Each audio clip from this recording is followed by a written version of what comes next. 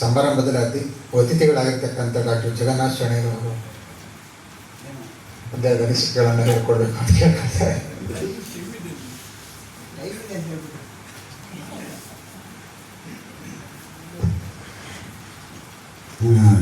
ಎಲ್ರಿಗೂ ನಮಸ್ಕಾರ.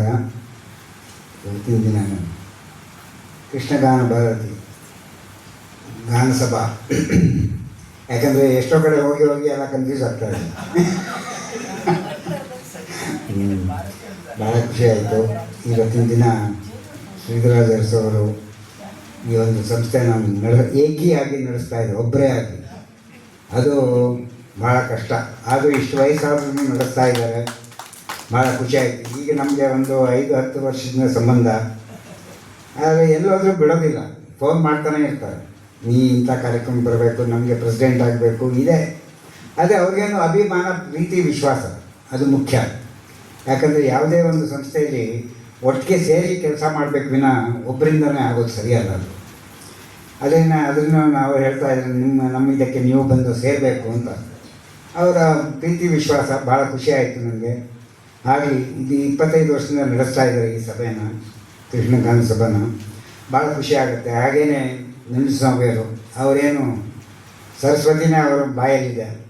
ಯಾಕಂದರೆ ಅಷ್ಟೆಲ್ಲ ಓದಿ ಗೀದಿ ಪ್ರಶಂಸೆಯನ್ನು ತೊಗೊಂಡಿದ್ದಾರೆ. ನಾವೇನು ಆ ಥರದ್ದು ಏನೂ ಇಲ್ಲ.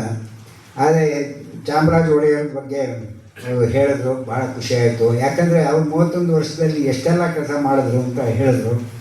ನಮಗೆ ಅದೇ, ಯಾಕಂದರೆ ಎಲ್ಲೋ ಯಾರು ಒಳ್ಳೆಯವರು ಇರ್ತಾರೋ ಅವ್ರು ಬೇಗ ಹೋಗ್ತಾರೆ, ಅದು ನಾವು ತಿಳ್ಕೋಬೇಕು. ಯಾಕಂದರೆ ಅವರು ಬೇಗ ಯಾವ ಕೆಲಸ ಮಾಡಬೇಕು ಅಂತ, ಯಾಕಂದರೆ ಲೈಫ್ ಈಸ್ ಶಾರ್ಟ್ ಅಂತ. ಒಳ್ಳೇದಾಗಬೇಕು ಜನಕ್ಕೆ. ಹೇಗೆ ಎಷ್ಟೆಲ್ಲ ಮಾಡಿದ್ದಾರೆ ಮೈಸೂರಲ್ಲಿ. ಈಗ ನಮ್ಮ ಸರ್ಕಾರ ರೆಕಗ್ನೈಸನ್ನೇ ಮಾಡೋದಿಲ್ಲ. ಯಾಕೆ? ಇದೆಲ್ಲ ಸರಿಯಲ್ಲ. ಯಾವುದೇ ವಿಷಯದಲ್ಲಿ ಪಾಲಿಟಿಕ್ಸ್ ಬರಬಾರ್ದು. ಆ ಟೈಮಲ್ಲಿ ಅವರು ಅಷ್ಟೆಲ್ಲ ಕೆಲಸ ಮಾಡಿದ್ದಾರೆ, ಅದನ್ನು ತೋರಿಸ್ಲೇಬೇಕು.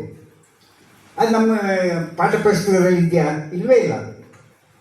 ಆ ವಿಷಯ ಮಹಾರಾಜರ ಬಗ್ಗೆ ಎಷ್ಟು ಜನ ಇದ್ದರು, ಯಾರ್ಯಾರು ಏನೇನು ಮಾಡಿದ್ರು, ಯಾವ ವಿಷಯನೂ ಇಲ್ಲ. ನಮ್ಗೆ ಅನ್ಸುತ್ತೆ ನಮ್ಮ ಇಲ್ಲಿ ಮೈಸೂರಲ್ಲಿ ಇದ್ದು ನಮಗೆ ಮಹಾರಾಜರ ವಿಷಯನೇ ಗೊತ್ತಿಲ್ವಲ್ಲ ಅಂದ್ರೆ ಭಾಳ ಆಶ್ಚರ್ಯ ಆಗುತ್ತೆ. ಪುಸ್ತಕ ಇರ್ಬೋದು, ಆದರೆ ಮಕ್ಕಳಲ್ಲಿ ಬಂದರೆ ಮಾತ್ರ ಬರೋದು. ಪಾಠ್ಯ ಪುಸ್ತಕದಲ್ಲಿ ಬರಬೇಕು. ಇಂಥ ಒಂದು 10 ಪೇಜ್ ಬಂದರೂ ಸಾಕು ಮಹಾರಾಜರದ್ದು ಬಗ್ಗೆ. ಅದು ಇಲ್ಲ. ಯಾಕಂದರೆ ಯಾವಾಗ ನಾವು ಚಿಕ್ಕ ವಯಸ್ಸಿನಲ್ಲಿ ಕಲಿತೀವೋ ಅದನ್ನು ಕೊನೆ ತನಕ ಉಳಿಯುತ್ತೆ. ಯಾವುದೇ ವಿಷಯ ಈ ಥರ ಬಂದ ತಕ್ಷಣ ಹೇಳ್ಬೋದು, ಅದು ಇಲ್ಲವೇ ಇಲ್ಲ. ಅದನ್ನು ನಾವು ಬೆಳೆಸ್ಕೋಬೇಕು. ನಮ್ಮ ಮೈಸೂರು ರಾಜ್ಯದಲ್ಲಿ ನಾವು ಮೊದಲು ಕ್ಯಾಪಿಟಲ್ ಆಗಿತ್ತು, ಮೆಡ್ರಾಸ್ ಪ್ರಾವಿನ್ಸ್ ಅಂತ. ಎಲ್ಲರೂ ಇಲ್ಲಿ ಬರೋರು. ನಮ್ಮ ತಾತವರು ಕೆಲಸ ಹುಡ್ಕೊಂಡು ಇಲ್ಲಿ ಬಂದಿದ್ರು ಮಹಾರಾಜರ ಹತ್ರ. 1918 ಅವ್ರಿಗೆ 18 ವರ್ಷ ಆಗೇಜು, ಮೆಟ್ರಿಕ್ಯುಲಸ್ ಆಗಿ ಇಲ್ಲಿ ಬಂದು ಕೆಲಸ ಸೇರೋದು. 21 ಇಯರ್ಸ್ ಈ ವರ್ಕ್ಡ್ ವಿತ್ ಐನೆಸ್. ಕೊನೆಗೆ ಸಂಬಳ ಎಷ್ಟು ಗೊತ್ತಾ? 100 ರೂಪಾಯಿ ತಿಂಗಳಿಗೆ. 14 ಜನ ಡಿಪೆಂಡೆಂಟ್. ತುತ್ತು ಊಟ, ಪ್ಲೇಟ್ ಇಲ್ಲ. ನಮ್ಮ ತಂದೆಯವರು ಹೇಳ್ತಿದ್ರು, ಎಲ್ಲ ಮಕ್ಕಳು ಕೂರಿಸಿ ತುತ್ತಲ್ಲಿ. ಹೀಗೆ ಕಷ್ಟಪಟ್ಟು ಮೇಲೆ ಬಂದಿದ್ದಾರೆ. ಆಗೆಲ್ಲರೂ ಸಹಾಯ ತೊಗೊಳ್ಳೋದು ಮಹಾರಾಜರದ್ದು. ಆಗ ವಿದ್ಯೆಗೋಸ್ಕರ 2 ರೂಪಾಯಿ ಕೊಡೋರಂತೆ. ಆಗೆಲ್ಲರೂ ನಮ್ಮ ಚಿಕ್ಕಪ್ಪಂದರೆಲ್ಲ ನಿಂತಿದ್ರು, 2 ರೂಪಾಯಿಗೋಸ್ಕರ ಬಂದಿದ್ವಿ ಅಂತ. ಅಂದರೆ ಆ ಥರ ಕಷ್ಟ ಇತ್ತು. ಯಾಕಂದರೆ ಯಾವ ಬಿಸ್ನೆಸ್ಸು ಇಲ್ಲ, ಏನು ಆ್ಯಕ್ಟಿವಿಟೀಸೇ ಇಲ್ಲ. ಎಲ್ಲರೂ ಡಿಪೆಂಡ್ ಆಗಬೇಕು, ಯಾರು ನಡೆಸ್ತಾ ಇದ್ದಾರೆ ಅವ್ರ ಹತ್ರನೇ ಹೋಗಬೇಕು. ಆ ಥರ ಒಂದು ಪರಿಸ್ಥಿತಿ ಇತ್ತು. ಈವನ್ ನಾವು 80ನೇ ಇಸ್ವಿ ತನಕ ಏನಿತ್ತು ಅಂತ. ಆಮೇಲೆ ಡೆವಲಪ್ಮೆಂಟು, IT ಎಲ್ಲ ಬಂದು 2000ರಲ್ಲಿ. ಹಾಗೇ ನಮ್ಮ ಪಾಪ್ಯುಲೇಷನ್ನು ಬೆಳೀತಾ ಇದೆ. ಈಗ ನೋಡಿದ್ರೆ ಕೆಲಸ ಸಿಗೋದು ಕಷ್ಟ ಆಗಿದೆ. ಈ ಥರ ಒಂದು ಪರಿಸ್ಥಿತಿ ಆಗಿದೆ. ಯಾಕಂದರೆ ನಾವು ಹೇಳ್ತಾ ಇದ್ವಿ ವಿಲೇಜಲ್ಲಿ ನಾವು ಡೆವಲಪ್ ಮಾಡಬೇಕು ಅಂತ. ಮೆಕನೈಸ್ಡ್ ಇಂಡಸ್ಟ್ರಿ ಮಾಡಿದ್ರೆ ಯಾರಿಗೂ ಕೆಲಸನೂ ಸಿಗಲ್ಲ. ಈಗ AI ಆಗಿದೆ, ಶುರು ಆಗಿದೆ. ಈ ಥರ ಎಲ್ಲ ಆದರೆ ಹೇಗೆ? ಯಾಕಂದರೆ ನಾವು ಹೇಳೋದಂದರೆ ಇದು ಜನರಲಿ ನಾವು ಮಾತಾಡಬೇಕಾದ್ರೆ ಮಹಾರಾಜರು ಎಷ್ಟು ಕಷ್ಟಪಟ್ಟು ಮಾಡಿದ್ದಾರೆ. ಡ್ಯಾಮ್ ಕಟ್ಟಿದ್ದಾರೆ, KRS. ಇದೆಲ್ಲ ನಮಗೆ ಹಿಸ್ಟ್ರಿ ನಮ್ಗೆ ಗೊತ್ತಾಗಬೇಕು. ಪಾಠ್ಯ ಪುಸ್ತಕಗಳು ಬರಬೇಕು. ಆಗಲೇ ನಮಗೆ ಮಕ್ಕಳಿಂದಲೇ ಗೊತ್ತಾಗೋದು ಮಹಾರಾಜರು ಇಂಥವ್ರು ಇದ್ದರು ಅಂತ. ಈಗ ಅದು ಗೊತ್ತೇ ಆಗೋದಿಲ್ಲ. ಇಲ್ಲಾದರೂ ಓದಬೇಕು ಅವ್ರ ಥರ. ಅದು ಎಷ್ಟು ಜನ ಓದ್ತಾರೆ? ಭಾಳ ಕಮ್ಮಿ. ಮಕ್ಕಳಲ್ಲಿ ಬಂದುಬಿಟ್ರೆ ಪಾಠ್ಯ ಒಂದು ಸಬ್ಜೆಕ್ಟು ಅದು ಕೊನೆ ತನಕ ಉಳಿಯುತ್ತೆ. ಆದ್ದರಿಂದ ನಾನು ಹೇಳೋದು ಇದನ್ನು ಪ್ರೆಸೆಂಟ್ ಮಾಡಬೇಕು.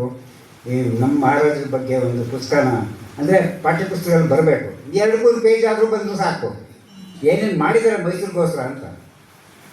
ಯಾಕಂದರೆ ಅವ್ರು ಮಹಾರಾಜರಂತ ಇಟ್ಕೊಂಡಿಲ್ಲ, ಅವ್ರು ರಾತ್ರಿ ಹೊತ್ತೆಲ್ಲ ಓಡಾಡ್ತಿದ್ರಂತೆ, ಏನೇನು ನಡೀತಾ ಇದೆ, ಹೇಗೆ ನಡೀತಾ ಇದೆ ಅಂತ.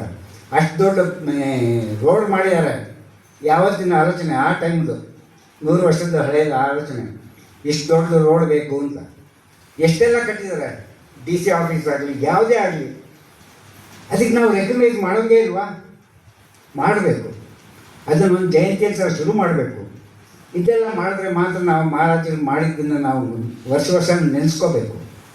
ಇದು ಮುಖ್ಯವಾಗಿ ಹೇಳೋದು. ಅಂದರೆ ನಾನು ಜಾಸ್ತಿ ಹೇಳೋದು ಮಾತಾಡೋದಿಲ್ಲ, ಯಾಕಂದರೆ ಮಹಾರಾಜರು ಮಾಡಿದ ಬಗ್ಗೆ ನಮಗೆ ಹೆಮ್ಮೆ. ಇಷ್ಟೆಲ್ಲ ಮಾಡಿದಾರಲ್ಲ, ನಮ್ಮವರು ಅದರಲ್ಲಿ ಕೆಲಸದಲ್ಲಿ ಇದ್ದಾರಲ್ಲ ಅಂತ. ಹಾಗೆ ನಮಗೆ ಒಂದು ಖುಷಿ ಆಗುತ್ತೆ. ಆ ಪಾಠ್ಯಪುಸ್ತಕದಲ್ಲಿ ಬರಬೇಕು ಅಂತ ನನ್ನ ಒಂದು ಆಸೆ. ಯಾಕಂದರೆ ಯಾರೂ ಓದೋದಿಲ್ಲ ಹಿಸ್ಟ್ರಿ, ಯಾವುದೇ ಆಗಲಿ. ಯಾಕಂದರೆ ಆ ಒಂದು ಸಬ್ಜೆಕ್ಟ್ ಇದ್ದರೆ ಮಾತ್ರ ಓದ್ತಾರೆ, ಇಲ್ಲಾಂದ್ರೆ ಇಲ್ಲ. ಆ ಸಬ್ಜೆಕ್ಟಲ್ಲೂ ನಮ್ಮದು ಇಲ್ಲ. ಮಹಾರಾಜರ ಬಗ್ಗೆ ಒಂದು ಪೇಜ್ ಇರುತ್ತೆ ಅಷ್ಟೇ. ಅದೆಲ್ಲ ಆಗಬಾರ್ದು.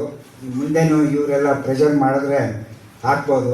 ಯಾಕಂದರೆ ಈಗ MP ಆಗಿದ್ದಾರೆ ಯಡಿಯೂರವರು, ಅವರು ಒಂದು ಹೇಳಿ ಒಂದು ಪಠ್ಯಪುಸ್ತಕದಲ್ಲಿ ಹಾಕಿಸ್ಬೇಕು.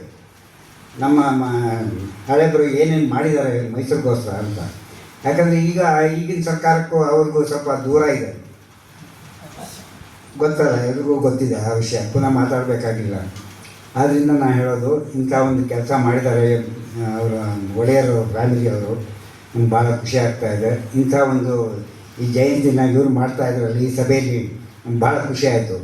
ಜನ ಇಲ್ಲದೇ ಇರ್ಬೋದು, ಇರೋರು ಜನ ಸಾಕು, ಅವರೇ ಒಂದು ಡೆವಲಪ್ ಮಾಡ್ಬೋದು, ಬೇರೆಯವ್ರಿಗೆ ಹೇಳ್ತಾ ಇಂಥ ಒಂದು ಕಾರ್ಯಕ್ರಮ ಚೆನ್ನಾಗಿ ನಡೀತು ಅಂತ. ಪ್ರೆಸ್ನವರು ಇದ್ದಾರೆ, ಅವರ ಒಂದು ಹಾಕ್ಬೋದು.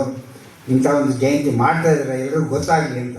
ಯಾಕಂದರೆ ಮುಂದೆ ನೀವು ಮಾಡಬೇಕು, ಇಂಥ ಒಂದು ನೆನೆಸ್ಕೋಬೇಕು, ವರ್ಷಕ್ಕೆ ಒಂದ್ಸಲಿ ಆದ್ರೂ ಹೇಳ್ತಾ ಈ 2 ಮಾತನ್ನು ಮುಗಿಸ್ತೀನಿ. ಎಲ್ರಿಗೂ ನಮಸ್ಕಾರ.